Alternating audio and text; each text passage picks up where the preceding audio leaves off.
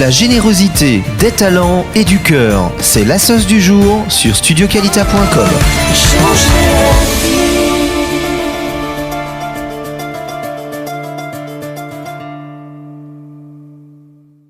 On est ravis de vous accueillir, Rav Yitzhak Cohen. Est-ce que vous pouvez nous dire quelques mots de l'association Dor HaGeoula?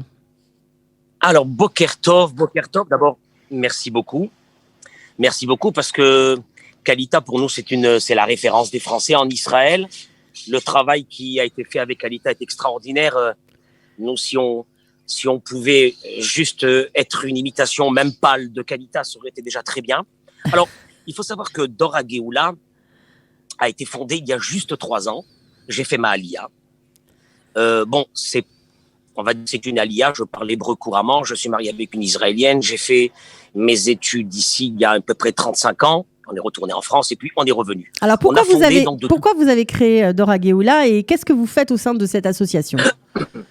Alors Dor HaGeoula a été créé par la demande des Français qui habitaient Iriamim, Poleg, énormément de Français se sont retrouvés, ils avaient besoin d'une communauté, d'un rave, d'une ambiance, on le sait, ça c'est typiquement français.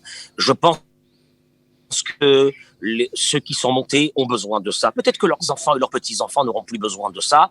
Ils seront déjà, et je l'espère, des Israéliens intégrés complètement à ce pays. Mais actuellement, il faut le faire comme nous, on l'a fait en France, quand il y a eu des synagogues tunisiennes et des synagogues algériennes et des synagogues marocaines. C'était toujours dans la même ambiance, c'est de se retrouver. Et donc, à travers cette synagogue qu'on a développée, avec près de 200 familles qui fréquentent quotidiennement, un peu moins depuis le corona, mais on a toujours continué, on s'est jamais arrêté. Ce matin, on était au Slichot, à peu près, je crois, 60 personnes. Mais comment vous faites puisque vous ne pouvez pas être plus de 20 personnes en intérieur, vous faites comment? On a de la chance, oui. D'abord, on est tous masqués, on a tous la distanciation, on a aussi un local qui donne sur l'extérieur, donc ce qui fait qu'il y a une partie des personnes qui peuvent se mettre à l'extérieur et suivre l'office. On est dans un endroit qui est quand même assez ombragé, donc il y a vraiment de la place pour pas mal de personnes d'être dehors et donc de suivre l'office. Il s'est passé une chose, un phénomène, mais je pense que c'est tout à fait normal. C'est le nombre de personnes qui, en entendant parler de cette communauté, donc ils ont des besoins. Ça peut être des besoins au niveau des enfants, pour les faire entrer dans des écoles. Et puis, au fur et à mesure, ça a été des besoins au niveau des familles, de s'occuper des familles, problèmes, des difficultés. Donc en gros, c'est parti comme une espèce de synagogue qui est devenue vraiment un centre communautaire. Et maintenant, vous vous occupez, en dehors de tout ce qui est la prière et tout ce qui est l'univers de la prière, vous vous occupez d'apporter de l'aide dans différents domaines aux familles. Alors, comment vous avez fait? Vous êtes entouré de professionnels ou vous avez recruté une équipe de bénévoles? Vous fonctionnez comment? Alors, vu que la situation malheureusement, au fil du temps, a été que la demande a été très grande.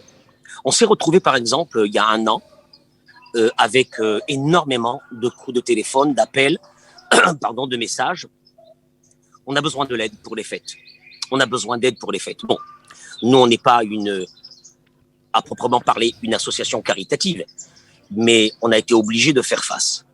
Et donc, on a fait un appel de dons, et sur nos réseaux, avec énormément de personnes qui ont répondu et des personnes qui habitent ici aussi à Natalia.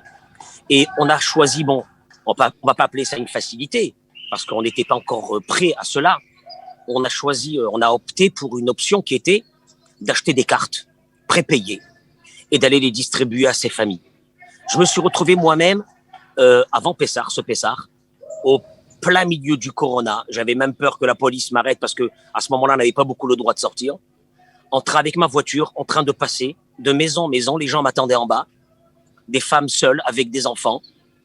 J'ai dit aux gens de ma communauté que plus difficile de ramasser les dons pour pouvoir aider les familles, c'est d'être confronté à la misère. C'est la chose la plus difficile. Aujourd'hui, on est en train de monter une vraie équipe. Et là, on a décidé de faire plusieurs étapes. La première, c'est de mettre dans des journaux israéliens et français. On va pas aider que les Français, on aide nos frères. Dans lequel on mettra le numéro de téléphone de Dora Geoula. En leur demandant que si vous avez donc des difficultés et des besoins, alors appelez-nous. Ça sera la première étape. Deuxième étape, on aura donc ce listing. On va aller chez les familles. On va envoyer, on a déjà à peu près 7-8 personnes qui sont prêtes. On va aller voir les familles sur place. D'abord, pour s'assurer qu'ils sont dans le besoin et évaluer le vrai besoin. Parce qu'on ne peut pas donner la même aide à toutes les familles. Il faudrait que des familles on rentre dans une maison, une famille nombreuse, on voit la situation, on devrait les aider un peu plus. Ça sera la deuxième étape.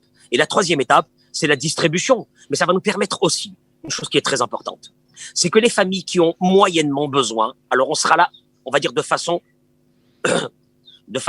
ponctuelle.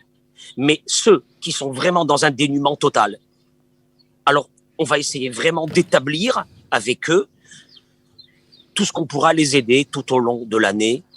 Parce que je pense pas qu'on peut ouvrir une communauté juste pour une communauté ou pour la Torah qui est dans cette communauté. Donc vous êtes vous êtes aussi un facteur d'intégration, c'est-à-dire que lorsque vous vous occupez de familles en difficulté, vous vous occupez vous les aidez à mieux se sentir aussi en Israël de différents points de vue en fait.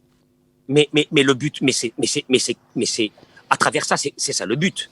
Le but, c'est pas que nous vivons ici pour 1 an, 2 ans, 3 ans, et que ça va pas et qu'on retourne en France. C'est une catastrophe. Le but, c'est vraiment la Haïti à Shvout. Cette communauté, quand elle a été ouverte, a été pour un but. Je l'avais dit je me rappelle à l'époque, je discutais avec Daniel Benaïm, et je lui dis, Daniel, nous, on veut pas faire une communauté française. C'est pas ça le but. Vous priez en hébreu, c'est que nos frères. Vous priez en hébreu, vous parlez en hébreu, vous priez en hébreu, vous parlez en hébreu dans la synagogue. Moi, personnellement, vous parlez de la communauté. Non, vous vous exprimez en hébreu ou malgré tout c'est compliqué quand on a une communauté française? Je vais vous surprendre. Vendredi soir, comme on a des hôtels à côté, il y a beaucoup d'Israéliens qui viennent. Et ce que j'adore faire, c'est de parler en hébreu et d'expliquer, de traduire en français. Mais ça permet aussi, parce que moi je le dis sans arrêt, messieurs dans la communauté, mesdames et messieurs, je n'arrête pas du matin jusqu'au soir. Vous devez apprendre l'hébreu. Il n'y a rien à faire. Et je sais que c'est difficile. Moi, je suis pas confronté à ça, mais c'est très difficile. Mais je pense qu'à travers une communauté française, quand le message est clair, mesdames et messieurs, on n'est pas venu ici pour passer à un moment. On est venu ici parce que ça fait 2000 ans qu'on attend ce moment. On est venu et on repartira pas.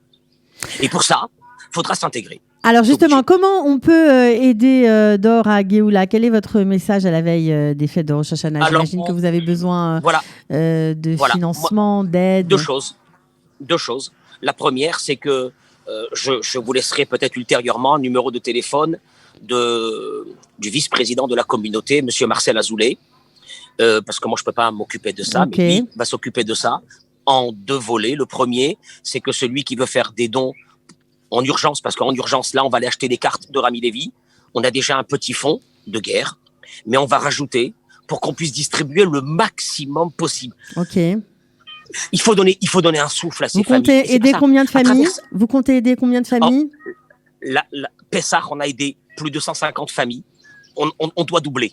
On doit doubler parce que malheureusement, on le voit, hein, on a déjà beaucoup d'appels. D'accord. Okay. Donc, on doit doubler facilement 300 familles. Mais c'est pas seulement de leur donner des cartes, c'est aussi de venir et de leur montrer qu'on est là. Je parle, parce qu'on va donner aussi à des Israéliens, mais aux Français, ils sont pas seuls. Et moi, c'est personnel, mais je pense que c'est vrai. Même ici, on peut être avec une grande solitude. Pas seulement à Paris, ou à Marseille, ou à Nice. On peut être ici aussi dans une grande solitude. Et on a besoin de savoir qu'il y a des personnes et que quand on a besoin d'eux, eh ben, on les appelle et ils répondent. Ça, c'est la première des choses. Donc, des dons.